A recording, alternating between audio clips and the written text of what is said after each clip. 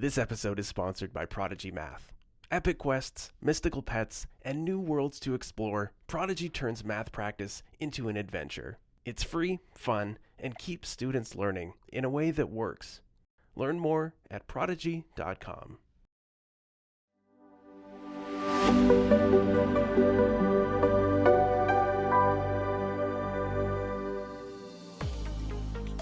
The National Council of Teachers of Mathematics welcomes you to Adding It All Up, a podcast created by and for mathematics educators and teachers. Join us each month as we explore current topics, insights, and emerging trends with thought leaders in the math community. And now, the hosts of Adding It All Up, NCTM President LaTrenda Knighton and NCTM Past President Kevin Dykma. Welcome back to another episode of Adding It All Up. We're so glad you're here. I'm Kevin Dykma, current past president of NCTM, and I'm joined as always by my wonderful co-host, LaTrenda Knighton, who's the current president of NCTM. Thanks, Kevin, and welcome everyone. I've been thinking a lot about how much data our students interact with every day. TikTok trends, YouTube algorithms, and even those little "you spent 3 hours on your phone today" notifications. And yet, so much of that data goes unquestioned. Isn't that true? And in the math classroom, data unfortunately is often just treated as another unit. And it's always at the end of the year, if we get enough time. And let's be real, when was the last time that we had enough time to thoroughly do the data and statistics unit any type of justice? But we know it's such a critical life skill. Helping students understand, analyze, even challenge the data should be central to what we do in mathematics classrooms. Exactly. Teaching math today means helping students make sense of the world through data. And why not? We're bombarded with data every single day. And that's where data literacy and data science come to play. We know teachers already have a packed curriculum, but we've also seen how powerful it is when students can engage with data from real world contexts, whether it's a viral trend, a climate map, or even a classroom survey, and say, wait a minute, something's off here. That's data literacy. And when they go a step further, asking questions, collecting data, analyzing it, that's data science. I'm so excited today that we're joined by two amazing educators who have thought so deeply about this area of data and data science and data literacy, how to meaningfully integrate data into our mathematics instruction, and how to prepare students not just to do math, but to think mathematically and statistically about the world they live in. Well, let's jump right in and get started. So let's welcome Joshua Sawyer and Mahmoud Harding. Josh and Mahmoud, can you introduce yourselves to our listeners? It's good afternoon, evening, whatever time of day you happen to catch this. My name is Joshua Sawyer, and I currently serve as a multi-classroom leader in Elizabeth City, North Carolina. I have over 22 years in education, and I have over 20 years of experience with data by way of AP statistics. And my name is Mahmoud Harding. I am the Instructional Design Director at Data Science for Everyone, a nonprofit coalition hoping to catalyze the incorporation and introduction of data literacy and data science in K-12 education. I have experience teaching mathematics in the U.S. and overseas to students whose first language is not English.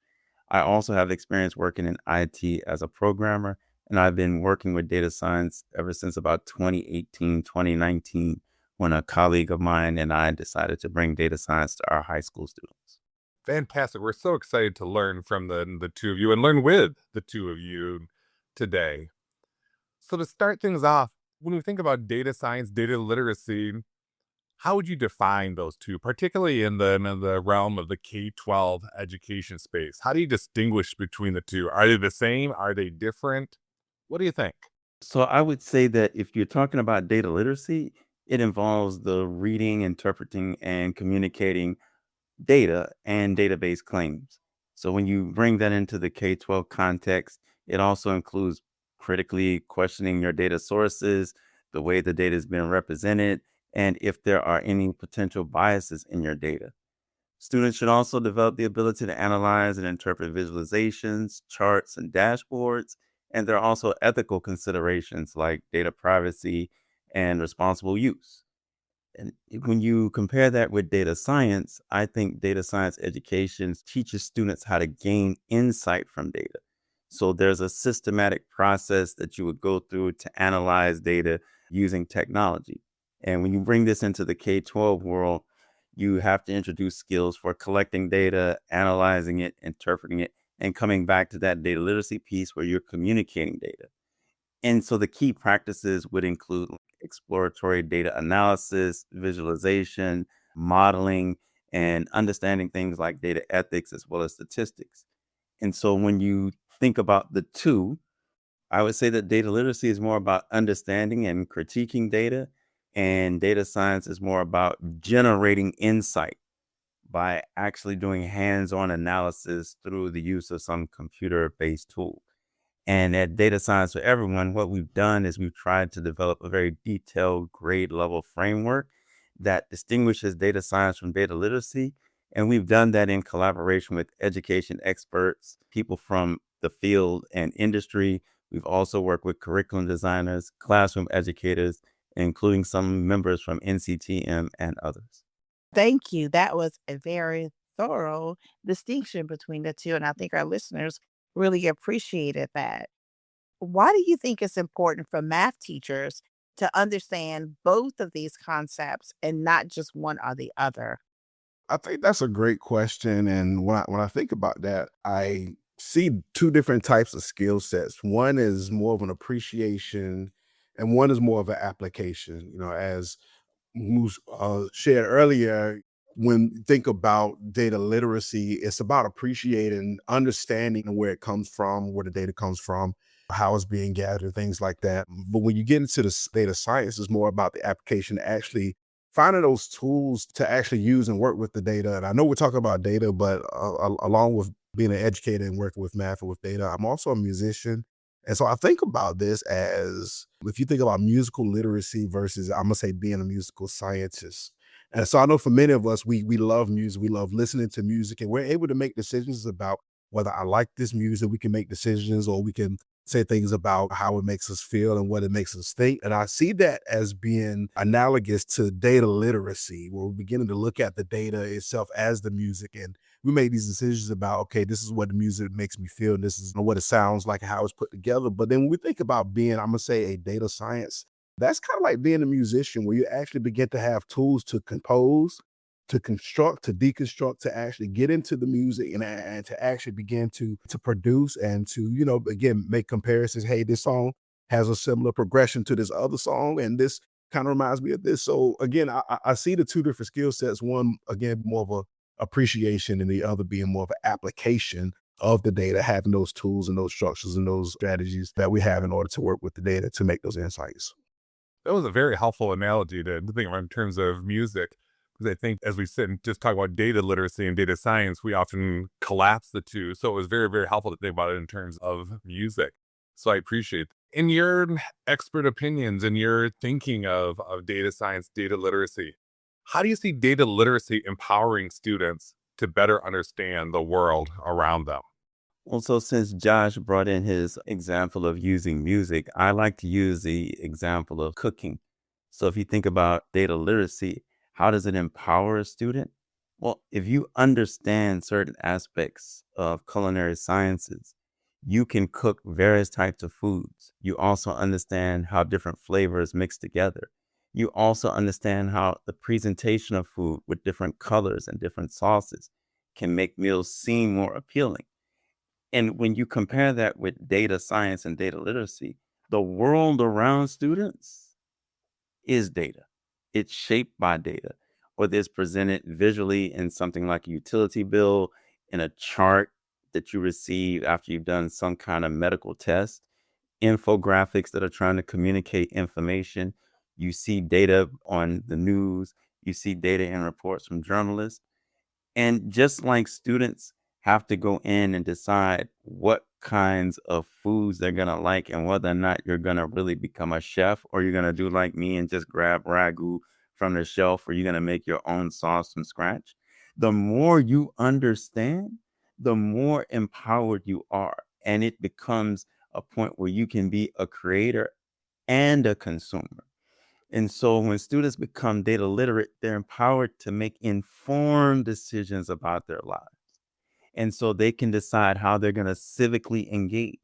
They can make decisions about their health, their finance, their career. And the more data literate they become, the skill set gives them the tool to make meaningful solutions about issues that revolve their community, their region, and beyond. So just like we, as some people may have started as a child, just taking the sauce from the jar that was pre-made and you graduate to making your own sauce, you can think about now what kinds of flavors and vegetables are you going to put in your sauce. The same is for data literacy. You get more depth and you become beyond a consumer, beyond a critique, a critic, and you become a creator. I love those wonderful analogies that you gentlemen have provided us with. Music, something I love, and cooking, I like to do a little as well. So, what does it look like to meaningfully integrate data science and data literacy into the math curriculum, especially when some teachers feel as if they're pressed for time? That's an interesting question, and that's a question that's often difficult to manage. As you mentioned, teachers already feel pressed for time. And when I say this may be a popular answer, this may be an unpopular answer, but part of this takes place beforehand. This is a great time of year to begin thinking about how to incorporate data into your lessons because this is the end of the year, which means it's a great time to prepare for next year. And so as we begin to make our plans, if we can be intentional about how we want to design our course, if we can be intentional about seeing where the pacing is. And one thing I think about is not even trying to change everything, but let's change one or two lessons to incorporate some data. Let's be intentional about, okay, how can we enhance data into those lessons? Let's look at the current standards, whether it's Common Core, whether it's state mandated standards. And some of these refer to statistics and probability also. But along with that, and this was mentioned before, we just want to increase wonder and begin to have students to think about what are the problems, what are the issues and concerns that's important for me in my life. And this is not just at a high school level or middle school level. I think about something as simple as for elementary students, what is the favorite color of students in the classroom?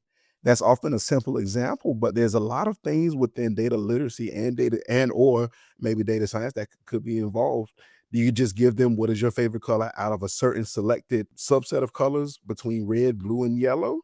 Wow. So then does that include the students whose favorite color is black? Does that include the students who has another favorite color, maybe pink or purple or something different? And then how do we begin having these conversations about even the way that data is collected, what's included and what's not included, even in that data collection process? All of these things begin to, again, to engage students into what this literacy looks like. And again, as students get more mature, maybe it's a favorite TV show. I think about a recent example I gave. I was having students to introduce themselves and I said, well, give me your favorite TV show. And it was amazing to me that in the changing times, there are so many students who say, well, I really don't watch TV, but I do have a favorite streamer. And so as we begin to ask these questions, then we see, okay, well, the data can tell us some things, even about trends in the students and what about it. Okay, if I need to adjust this question, I'll adjust this question to say, okay, what's your favorite maybe TV, comma, movie, comma, streamer? And then I'm able to get more insight so I can make those connections with my students. Moving on towards older students, maybe asking them about their feelings toward a shift in social and natural climates and things like that. As we ask these questions, then we begin to ask the questions about, okay, well, what kind of data could be collected in order to get insight into these questions that shifted us more from the literacy into the science. But again, how do you answer these real questions?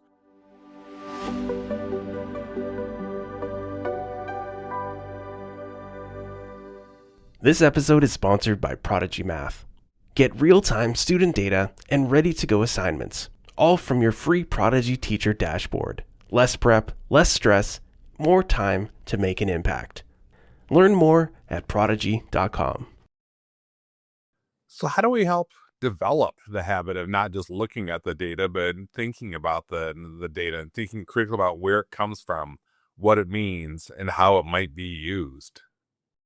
Well, I'm going to refer back to something Joshua said. He said a word thoughtfully. And so being data literate allows students to develop what I like to call critical balance. And so it doesn't mean you reject everything, and it doesn't mean that you accept everything.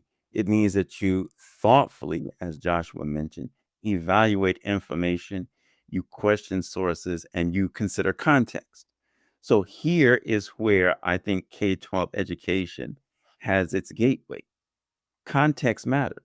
So it's essential for students to engage in learning experiences where data literacy and data science are integrated across all the subject areas.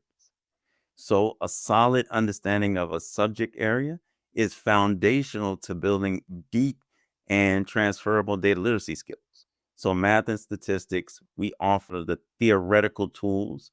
Other subjects can provide relevant context, and the data is that bridge between the two. And so when we integrate using data, mathematics, computational tools, we can sort of revitalize the mathematics classroom. And this allows students to experience math and data science and data literacy as tools for analyzing problems.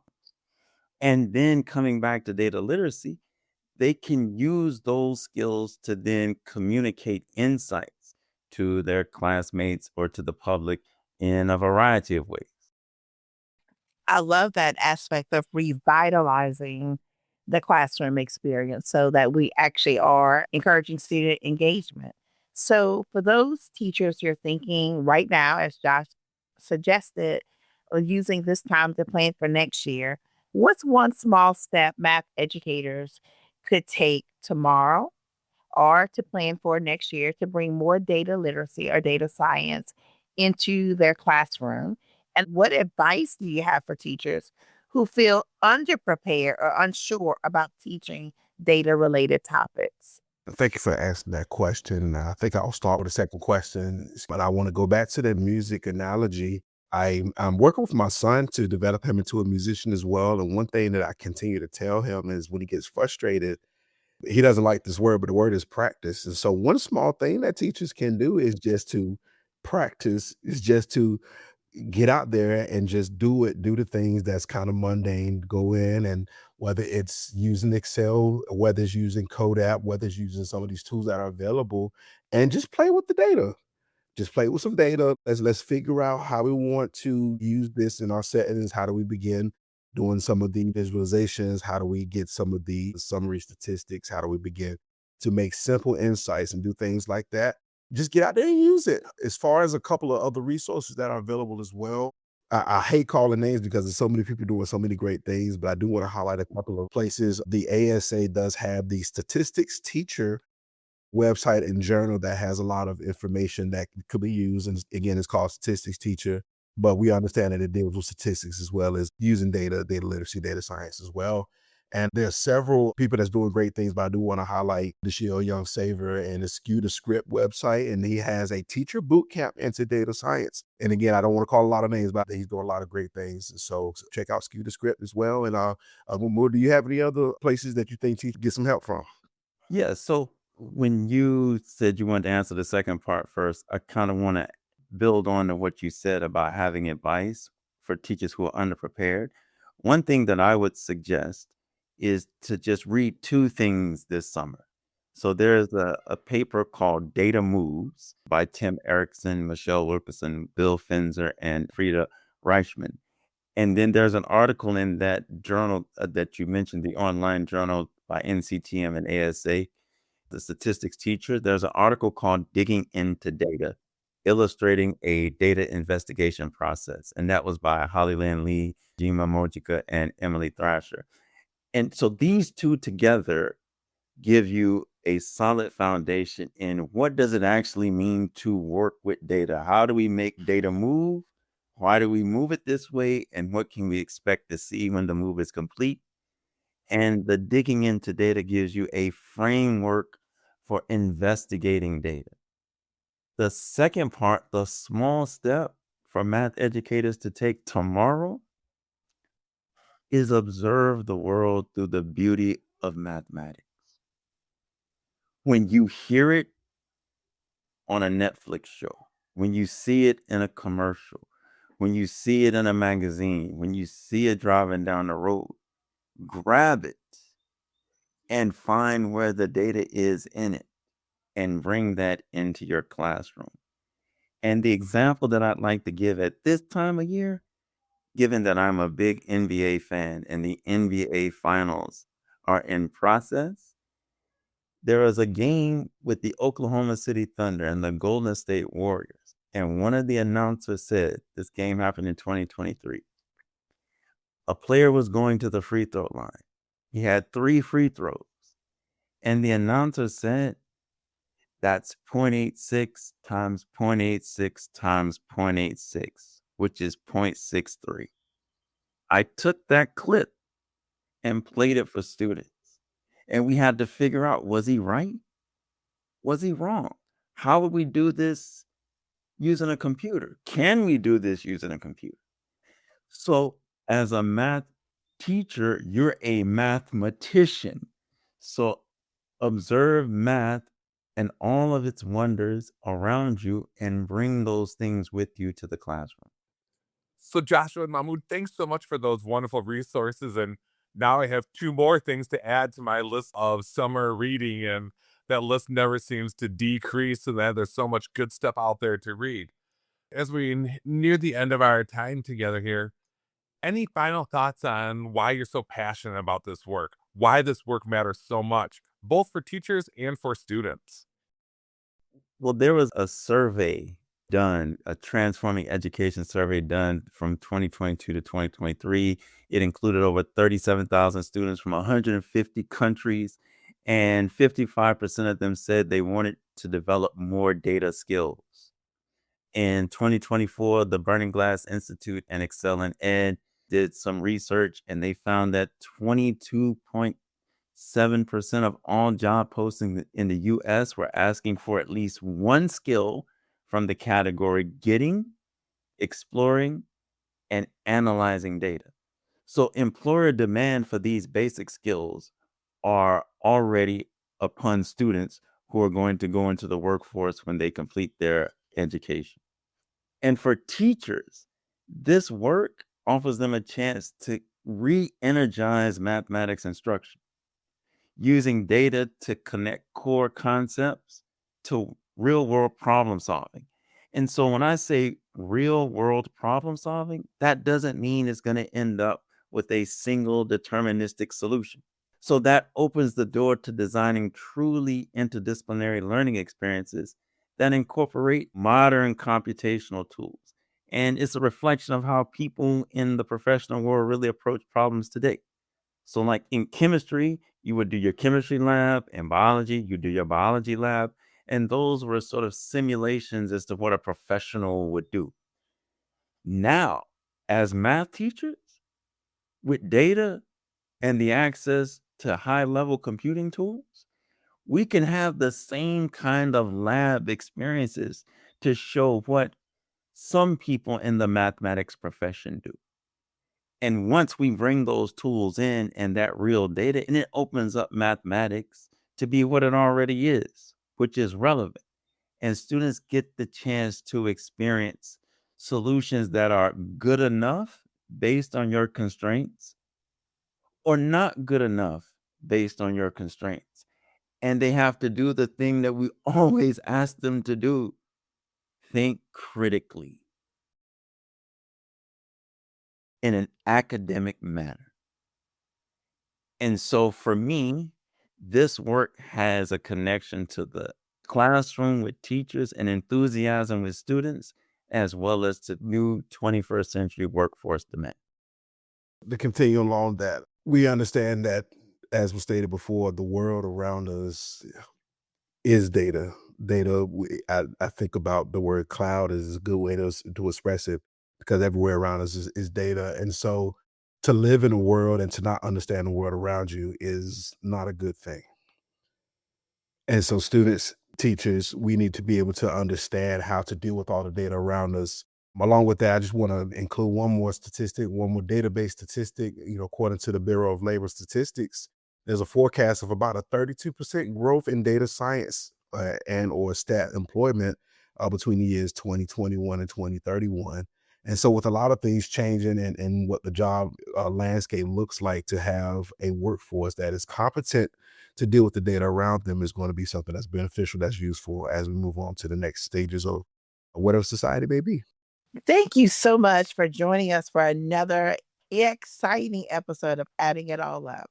Don't forget to follow, subscribe, and share the podcast with your fellow math educators. And make sure you tune in next month as we discuss strategies and tips to help you start the new school year on the right foot.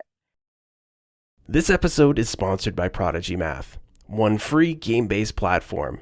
Over 1,500 curriculum-aligned math skills for grades 1 through 8. Prodigy covers what matters and keeps it fun every step of the way. Learn more at prodigy.com.